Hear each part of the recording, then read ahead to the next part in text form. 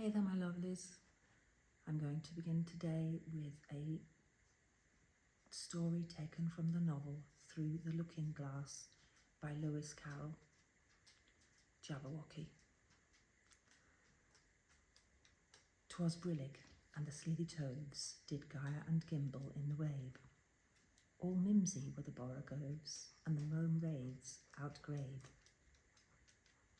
Beware the Jabberwock, my son, the jaws that bite, the claws that catch.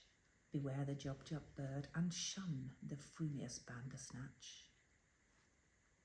He took his vorpal sword in hand, long time the manxome foe he sought. So rested he by the tum-tum tree, and stood a while in thought. And as in uffish thought he stood, the Jabberwock, with eyes of flame, came whiffling through the tulgey wood, and burbled as it came. 1, 2, 1, 2, and through, the vorpal blade went snicker-snack. He left it dead, and with its head he went galumphing back. And hast thou slain the Jabberwock? Come to my arms, my beamish boy, O frabjous day, callooh, callay, he chortled in his joy. 'Twas brillig, and the slithy toves did gyre and gimble in the wabe. All mimsy were the borogoves, and the mome raids outgabe.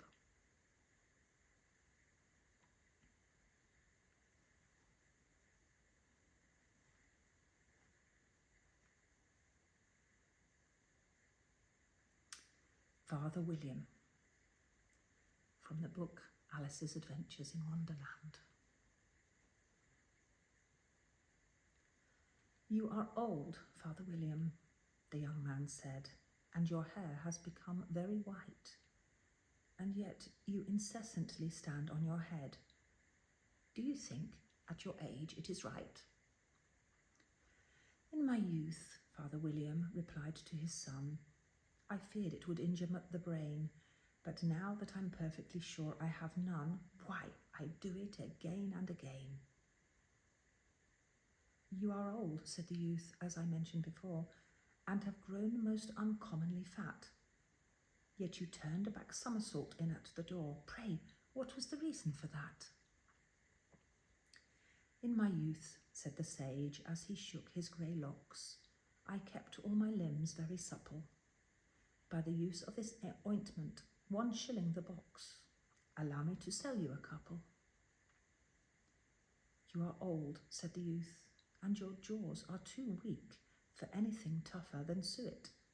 Yet you finished the goose with the bones and the beak. Pray, how did you manage to do it? In my youth, said his father, I took to the law and argued each case with my wife, and the muscular strength which it gave to my jaw has lasted the rest of my life. You are old, said the youth. One would hardly suppose that your eye was as steady as ever, yet you balanced an eel on the end of your nose. What made you so awfully clever? I have answered 3 questions, and that is enough, said his father. Don't give yourself airs. Do you think I can listen all day to your stuff? Be off, or I'll kick you downstairs. Written in 1869, it's called a Sea Dirge. There are certain things, a spider, a ghost, the income tax, gout, an umbrella for 3, that I hate, but the thing that I hate the most is a thing they call the sea. Pour some salt water over the floor. Ugly, I'm sure you'll allow it to be. Suppose it extended a mile or more. That's very like the sea. Beat a dog till it howls outright. Cruel, but all very well for a spree. Suppose that one did so day and night. That would be like the sea. I had a vision of nursery maids. Tens of thousands passed by me, all leading children with wooden spades, and this was by the sea. Who invented those spades of wood? Who was it cut them out of the tree? None, I think, but an idiot could, or one that loved the sea. It is pleasant and dreamy, no doubt, to float, with thoughts as boundless and souls as free. But suppose you are very unwell in a boat, how do you like the sea? There is an insect that people avoid, whence is derived the verb to flee. Have you been by it most annoyed? In lodgings by the sea. If you like coffee with sand for dregs, a decided hint of salt in your tea, and a fishy taste in the very eggs, by all means choose the sea. And if, with these dainties to drink and eat, you prefer not a vestige of grass or tree, and a chronic state of wet in your feet, then I recommend the sea. For I have friends who dwell by the coast, pleasant friends they are to me. It is when I'm with them I wonder most that anyone likes the sea. They take me a walk, though tired and stiff, to climb the heights I madly agree, and, after a tumble or so from the cliff, they kindly suggest the sea.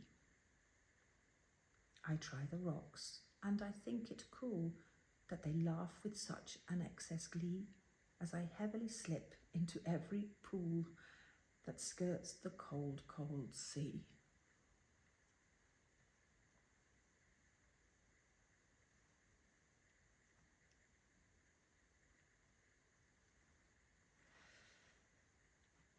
The Walrus and the Carpenter.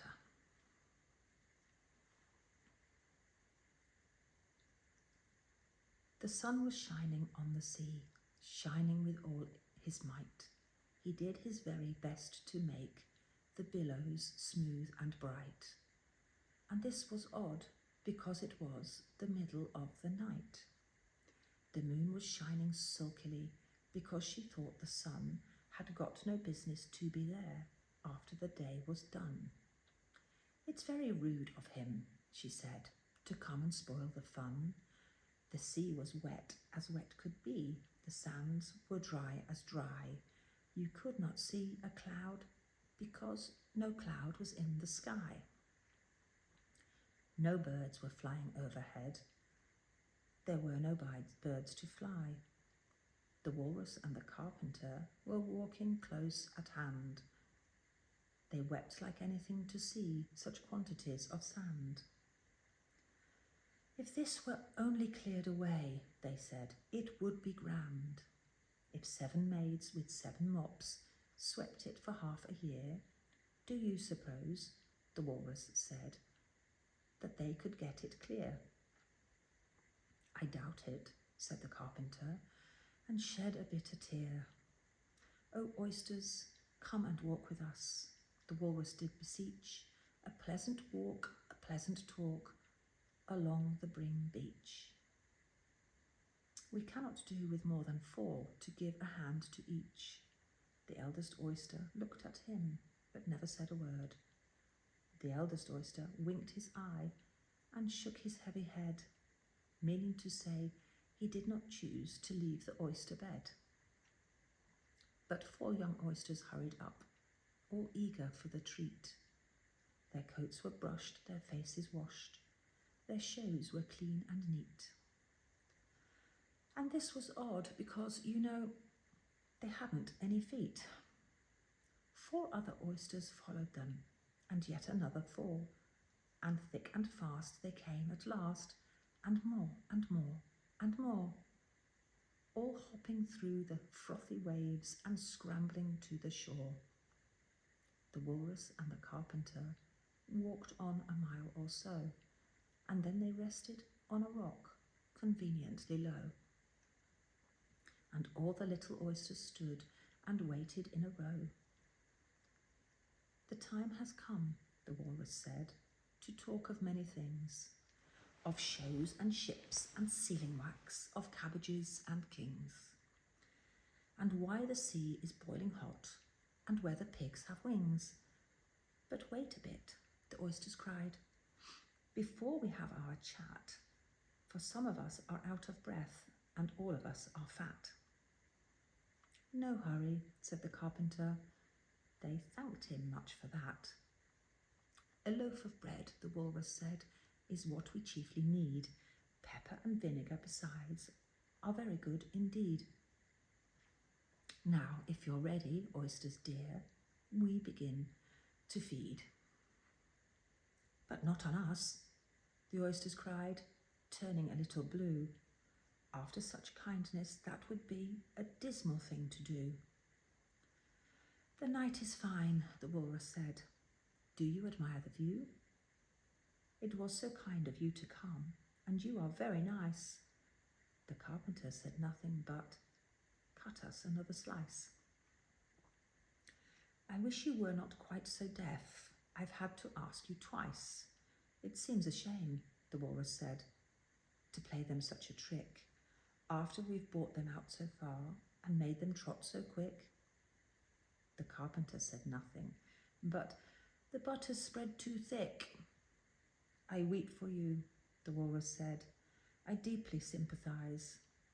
With sobs and tears he sorted out those of the largest size, holding his pocket handkerchief before his streaming eyes. Oh, oysters, said the carpenter, you've had a pleasant run. Shall we be trotting home again? But came the answer, none. And this was scarcely odd, because they'd eaten every one.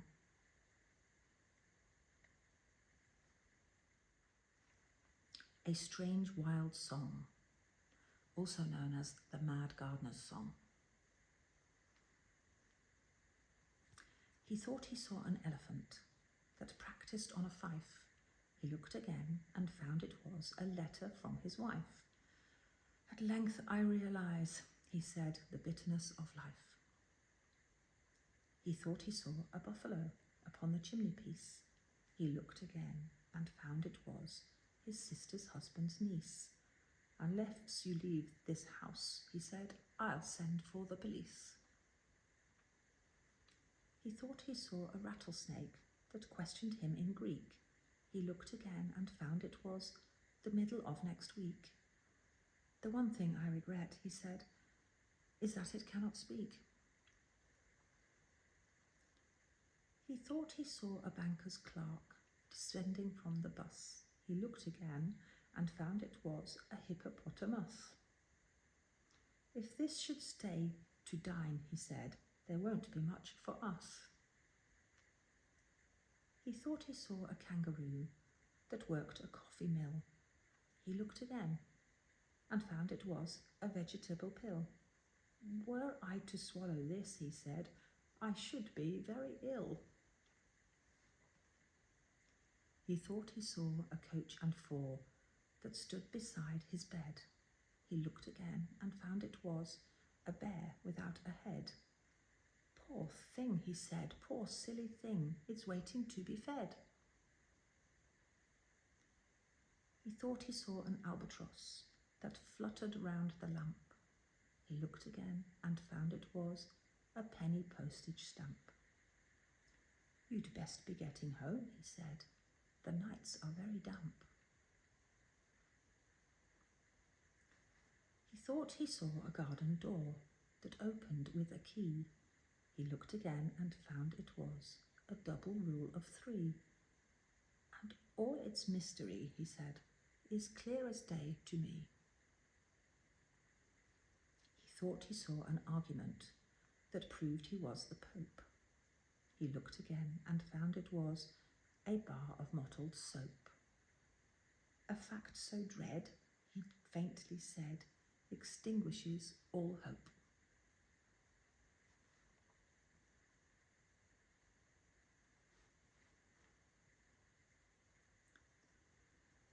The Hunting of the Snark. Bit the first, the landing.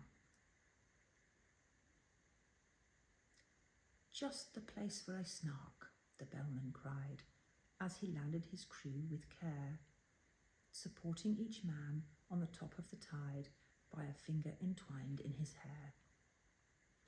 Just the place for a snark, I have said it twice. That alone should encourage the crew. Just the place for a snark, I have said it thrice. What I tell you 3 times is true. The crew was complete. It included a boots, a maker of bonnets and hoods, a barrister brought to arrange their disputes, and a broker to value their goods. A billiard maker whose skill was immense might perhaps have won more than his share, but a banker engaged at enormous expense had the whole of their cash in his care. There was also a beaver that paced on the deck, or would sit making lace in the bow, and had often, the bellman said, saved them from wreck, though none of the sailors knew how. There was one who was famed for the number of things he forgot when he entered the ship: his umbrella, his watch, his jewels and rings, and the clothes he had brought for the trip. He had 42 boxes, all carefully packed, with his name painted clearly on each. But since he omitted to mention the fact, they were all left behind on the beach. The loss of his clothes hardly mattered, because he had 7 coats on when he came, with 3 pairs of boots, but the worst of it was he had wholly forgotten his name. He would answer to "Hi," or to any loud cry, such as "Fry me," or "Fritter my wig," to "What you may call, or what his name," but especially "Thingamajig." While for those who preferred a more forcible word, he had different names from these. His intimate friends called him Candle Ends, and his enemies Toasted Cheese. His form is ungainly, his intellect small, so the bellman would often remark. But his courage is perfect, and that, after all, is the thing that one needs with a snark. He would joke with hyenas, returning their stare with an impudent wag of the head, and he once went a walk, paw in paw, with a bear, just to keep up spirits, he said. He came as a baker, but owned when too late, and it drove the poor bellman half mad. He could only bake bride cake, for which, I may state, no materials were to be had. The last of the crew needs a special remark, though he looked an incredible dunce. He had just one idea, and that one being snark. The good bellman engaged him at once. He came as a butcher, but gravely declared, when the ship had been sailing a week, he could only kill beavers. The bellman looked scared, and was almost too frightened to speak.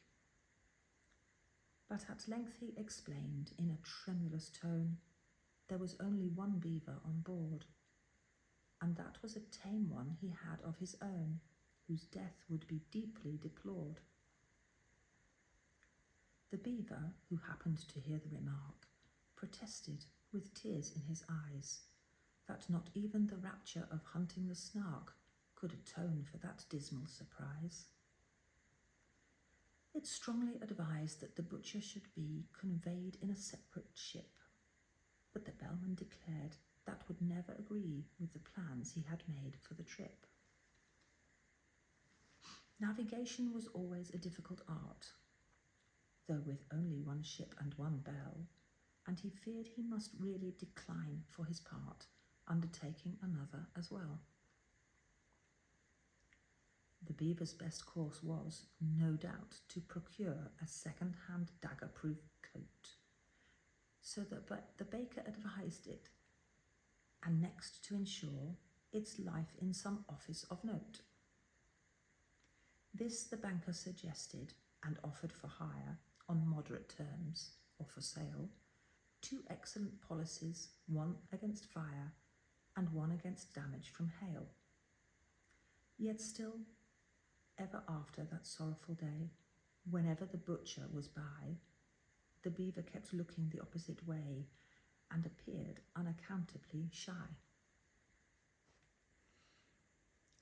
The second, the bellman's speech. The bellman himself they all praised to the skies. Such a carriage, such ease and such grace, such solemnity too, one could see he was wise, the moment one looked in his face. He bought a large map representing the sea, without the least vestige of land, and the crew were much pleased when they found it to be a map they could all understand. What's the good of Mercator's North Poles and Equators, tropics, zones, and meridian lines? So the bellman would cry, and the crew would reply, they are merely conventional signs. Other maps are such shapes with their islands and capes, but we've got our brave captain to thank. So the crew would protest that he's bought us the best, a perfect and absolute blank. This was charming, no doubt, but they shortly found out that the captain they trusted so well had only one notion for crossing the ocean, and that was to tingle his bell. He was thoughtful and grave, but the orders he gave were enough to bewilder a crew. When he cried, "Steer to starboard, but keep her head larboard," what on earth was the helmsman to do? Then the bowsprit got mixed with the rudder sometimes, a thing, as the bellman remarked, that frequently happens in tropical climes, when a vessel is, so to speak, snarked. But the principal failing occurred in the sailing, and the bellman, perplexed and distressed, said he had hoped at least, when the wind blew due east, that the ship would not travel due west. But the danger was past. They had landed at last, with their boxes, portmanteau and bags, yet at first sight the crew were not pleased with the view, which consisted of chasms and crags. The bellman perceived that their spirits were low, and repeated in musical tone some jokes he had kept for a season of woe, but the crew would do nothing but groan. He served out some grog with a liberal hand, and bade them sit down on the beach. And they could not but own that their captain looked grand as he stood and delivered his speech. "Friends, Romans, and countrymen, lend me your ears." They were all of them fond of quotations.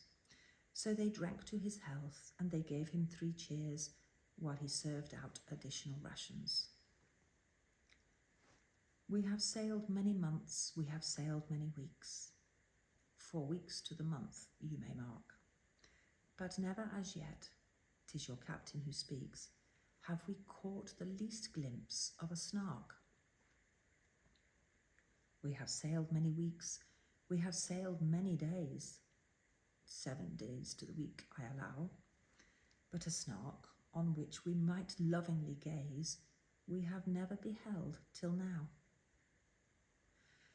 "Come, listen, my men, while I tell you again the 5 unmistakable marks, by which you may know, wheresoever you go, the warranted, genuine snarks. Let us take them in order. The first is the taste, which is meagre and hollow, but crisp, like a coat that is rather too tight in the waist, with a flavour of will-o'-the-wisp. Its habit of getting up late, you'll agree, that it carries too far when I say that it frequently breakfasts at 5 o'clock tea and dines on the following day. The third, in its slowness in taking a jest, should you happen to venture on one. It will sigh like a thing that is deeply distressed, and it always looks grave at a pun. The fourth is its fondness for bathing machines, which it constantly carries about, and believes that they add to the beauty of scenes, a sentiment open to doubt. The fifth is ambition. It next will be right to describe each particular batch, distinguishing those that have feathers and bite from those that have whiskers and scratch. For although common snarks do so no manner of harm, yet I feel it my duty to say, some are boojums. The bellman broke off in alarm, for the baker had fainted away.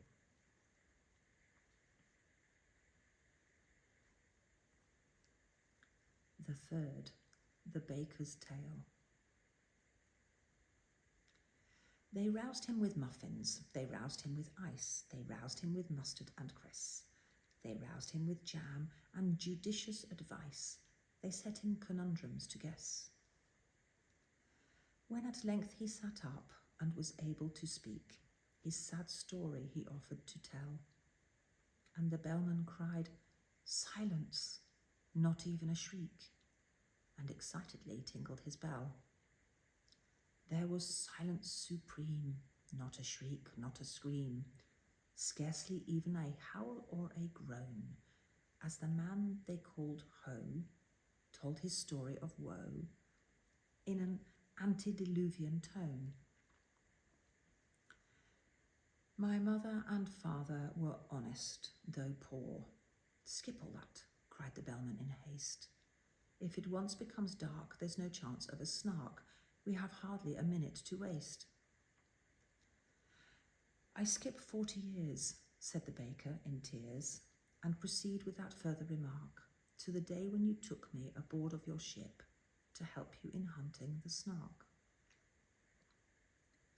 A dear uncle of mine, after whom I was named, remarked when I bade him farewell, "Oh, skip your dear uncle," the bellman claimed, as he angrily tinkled his bell. He remarked to me then, said the mildest of men, "If your snark be a snark, that is right. Fetch it home by all means, you may serve it with greens, and it's handy for striking a light. You may seek it with thimbles, and seek it with care. You may hunt it with forks and hope. You may threaten its life with a railway share. You may charm it with smiles and soap." "That's exactly the method," the bellman bold, in a hasty parenthesis cried. "That's exactly the way I was always been told that the capture of snarks should be tried. But, oh, beamish nephew, beware of the day. If your snark be a boojum, for then you will softly and suddenly vanish away and never be met with again. It is this that oppresses my soul when I think of my uncle's last words, and my heart is like nothing so much as a bowl brimming over with quivering curds. It is this. We have had that before," the bellman indignantly said, and the baker replied, "Let me say it once more. It is this that I dread. I engage with the snark every night after dark in a dreamy, delirious fight. I serve it with greens in those shadowy scenes, and I use it for striking a light. But if ever I meet with a boojum that day, in a moment, of this I am sure, I shall softly and suddenly vanish away, and the notion I cannot endure."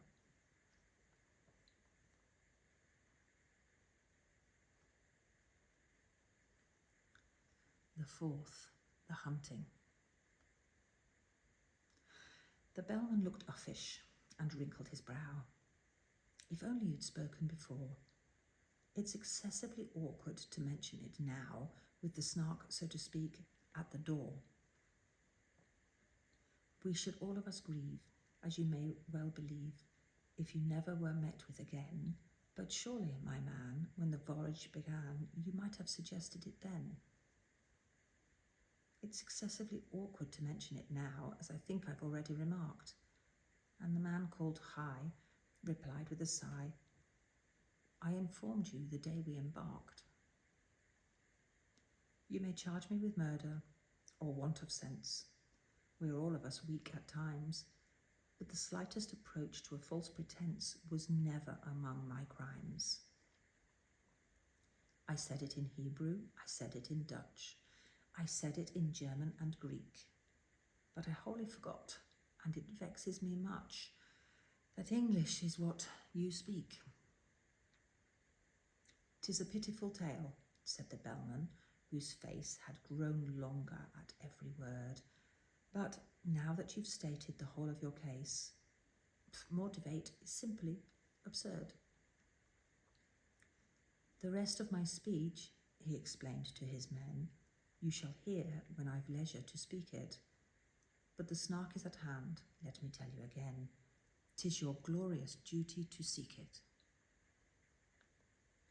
To seek it with thimbles, to seek it with care, to pursue it with forks and hope, to threaten its life with a railway share, to calm it with smiles and soap. For the snark's a peculiar creature that won't be caught in a commonplace way. Do you all that you know and try all that you don't. Not a chance must be wasted today. For England expects, I forbear to proceed, 'tis a maximum tremendous but trite, and you'd best be unpacking the things that you need to rig yourselves out for the fight. Then the banker endorsed a blank cheque, which he crossed, and changed his loose silver for notes. The baker with care combed his whiskers and hair, and shook the dust out of his coats. The boots and the broker were sharpening a spade, each working the grindstone in turn. But the beaver went on making lace and displayed no interest in the concern. Though the barrister tried to appeal to its pride and vainly proceeded to cite a number of cases in which making laces had proved an infringement of right, the maker of bonnets ferociously planned a novel arrangement of bows, while a billiard marker with quivering hand was chalking the tip of his nose. But the butcher turned nervous and dressed himself fine with yellow kid gloves and a ruff. Said he felt exactly like going to dine, which the bellman declared was all stuff. Introduce me, now there's a good fellow, he said, if we happen to meet it together.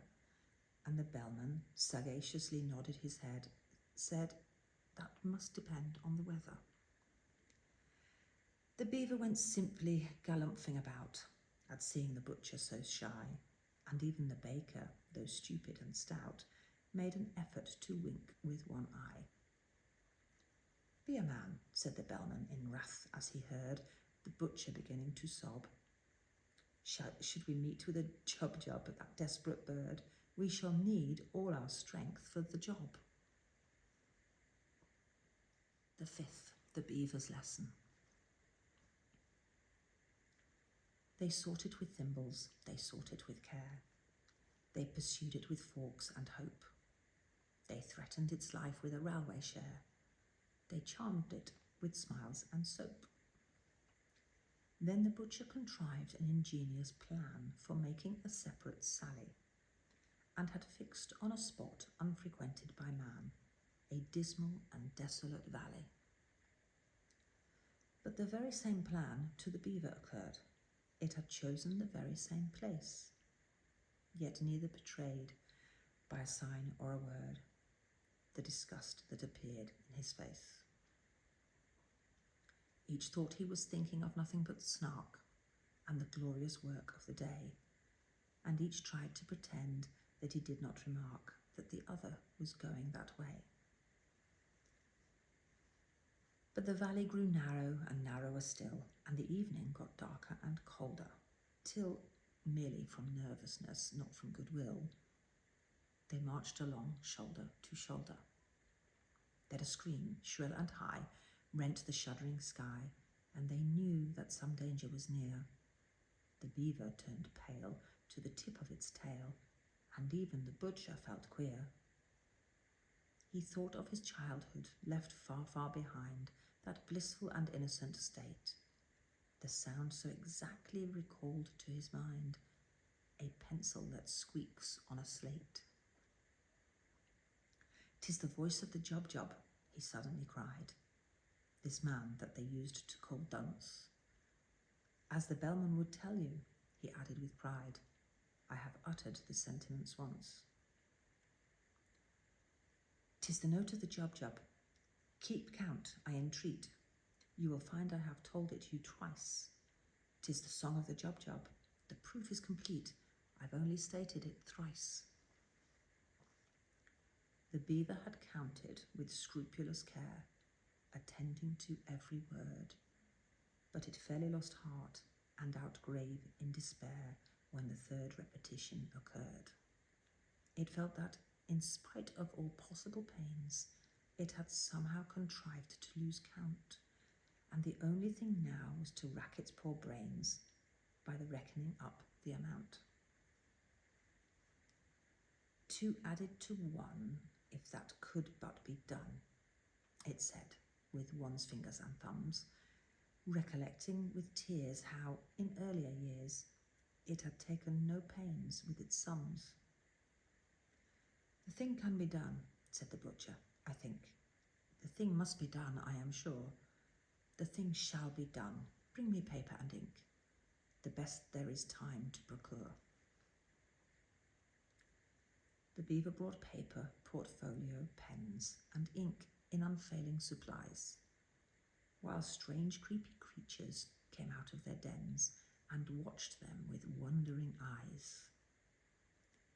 So engrossed was the butcher, he heeded them not, as he wrote with a pen in each hand, and explained all the while in a popular style, which the beaver could well understand. Taking 3 as the subject to reason about, a convenient number to state, we add 7 and 10, and then multiply out by 1,000 diminished by 8. The result we proceed to divide, as you see, by 992, then subtract 17, and the answer must be exactly and perfectly true. The method employed I would gladly explain, while I have it so clear in my head, if I had but the time and you had but the brain, but much yet remains to be said. In one moment I've seen what was hitherto been, enveloped in absolute mystery, and without extra charge I will give you at large a lesson in natural history. In his genial way he proceeded to say, forgetting all laws of propriety, and what giving instruction without introduction would have caused quite a thrill in society. As to temper the Jubjub's a desperate bird, since it lives in perpetual passion, its taste in costume is entirely absurd, as it ages ahead of the fashion. But it knows any friend it has met once before, it never will look at a bribe, and in charity meetings it stands at the door and collects, though it does not subscribe. Its flavour when cooked is more exquisite by far than mutton or oysters or eggs. Some think it's kept best in an ivory jar, and some in mahogany kegs. You boil it in sawdust, you salt it in glue, you condense it with locusts and tape, still keeping one principal object in view, to preserve its symmetrical shape. The butcher would gladly have talked till next day, but he felt that the lesson must end, and he wept with delight in attempting to say he considered the beaver his friend. While the beaver confessed, with affectionate looks, more eloquent even than tears, it had learned in 10 minutes far more than in books would have taught it in 70 years. They returned hand in hand, and the bellman, unmanned for a moment, with noble emotion, said, "This amply repays all the wearisome days we have spent on the billowy ocean." Such friends as the beaver and butcher became have seldom, if ever, been known. In winter or summer, 'twas always the same. You could never meet them alone. And when quarrels arose, as one frequently finds, quarrels will, spite of every endeavour, the song of the Jub recurred to their minds and cemented their friendship forever.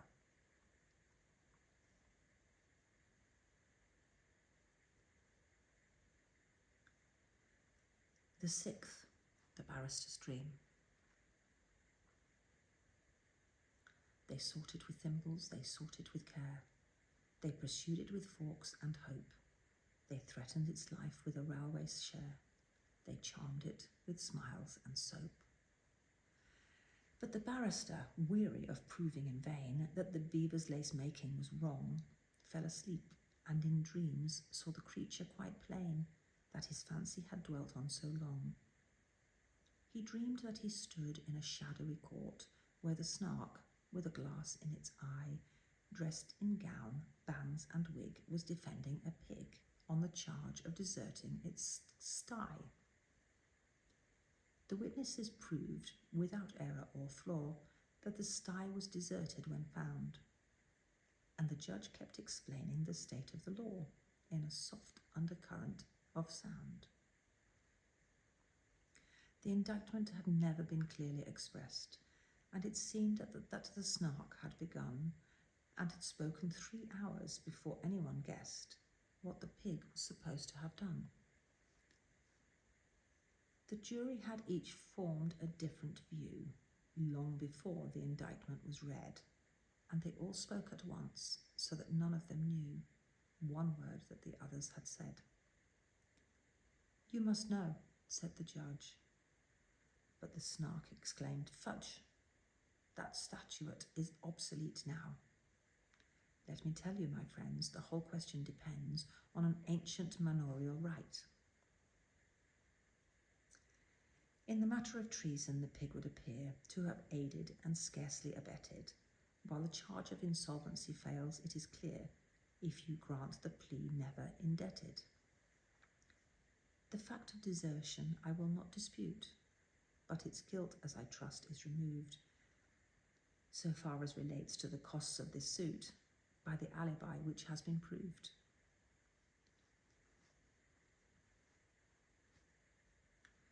My poor client's fate now depends on your votes." Here the speaker sat down in his place and directed the judge to refer to his notes and briefly to sum up the case. But the judge said he never had summed up before, so the snark undertook it instead, and summed it so well that it came to far more than the witness ever had said. When the verdict was called for, the jury declined, as the word was so puzzling to spell, but they ventured to hope that the snark wouldn't mind undertaking that duty as well. So the snark found the verdict, although, as it owned, it was spent with toils of the day. When it said the word guilty, the jury all groaned, and some of them fainted away. Then the snark pronounced sentence, the judge being quite too nervous to utter a word. When it rose to its feet, there was silence like night, and the fall of a pin might be heard. Transportation for life was the sentence it gave, and then to be fined £40. The jury all cheered, though the judge said he feared that the phrase was not legally sound. But their wild exultation was suddenly checked when the jailer informed them, with tears, such a sentence would have not the slightest effect, as the pig had been dead for some years. The judge left the court looking deeply disgusted, but the snark, though a little aghast, as the lawyer to whom the defence was entrusted went bellowing on to the last. Thus the barrister dreamed, while the bellowing seemed to grow every moment more clear, till he woke to the knell of a furious bell, which the bellman rang close at his ear.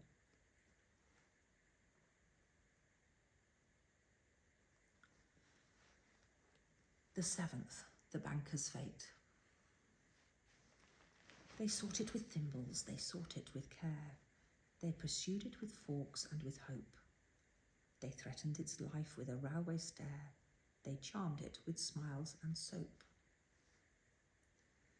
And the banker, inspired with a courage so new, it was matter for general remark, rushed madly ahead and was lost to their view in his zeal to discover the snark. But while he was seeking with thimbles and care, a bandersnatch swiftly drew nigh and grabbed at the banker, who shrieked in despair, for he knew it was useless to fly. He offered large discount, he offered a cheque, drawn to bearer, for £7.10, but the bandersnatch merely extended its neck and grabbed at the banker again. Without rest or pause, while those frumious jaws went savagely snapping around, he skipped and he hopped and he floundered and flopped, till fainting, he fell to the ground. The bandersnatch fled as the others appeared, led on by that fear-stricken yell. And the bellman remarked, "It is just as I feared," and solemnly tolled on his bell. He was black in the face, and they scarcely could trace the least likeness to what he had been, while so great was his fright that his waistcoat turned white, a wonderful thing to be seen. To the horror of all who were present that day, he uprose in full evening dress, and with senseless grimaces endeavoured to say what his tongue could no longer express. Down he sank in a chair, ran his hands through his hair, and chanted in mimsiest tones words whose utter inanity proved his insanity, while he rattled a couple of bones. "Leave him here to his fate, it is getting so late," the bellman exclaimed in affright. "We have lost half the day at any further delay, and we shan't catch a snark before night."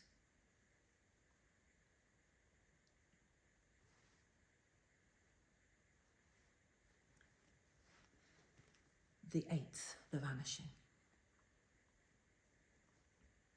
They sought it with thimbles, they sought it with care, they pursued it with forks and hope. They threatened its life with a railway share, they charmed it with smiles and soap. They shuddered to think that the chase might fail, and the beaver, excited at last, went bounding along on the tip of its tail, for the daylight was nearly past. "There is Thingumbob shouting," the bellman said. "He is shouting like mad, only hark, he is waving his hands, he is wagging his head, he has certainly found a snark." They gazed in delight, while the butcher exclaimed, "He was always a desperate wag." They beheld him, their banker, their hero unnamed, on the top of a neighbouring crag. Erect and sublime for one moment of time, in the next that wild figure they saw, as if stung by a spasm, plunge into a chasm, while they waited and listened in awe. "It's a snark," was the sound that first came to their ears, and seemed almost too good to be true. Then followed a torrent of laughter and cheers, then the ominous words, "It's a boo," then silence. Some fancied they heard in the air a weary and wondering sigh that sounded like jum, but the others declare it was only a breeze that went by. They hunted till darkness came on, but they found not a button or feather or mark, but which they could tell that they stood on the ground where the baker had met with the snark. In the midst of the word he was trying to say, in the midst of his laughter and glee, he had softly and suddenly vanished away. For the snark was a boojum, you see. I hope you've enjoyed that. Until next time, my lovelies.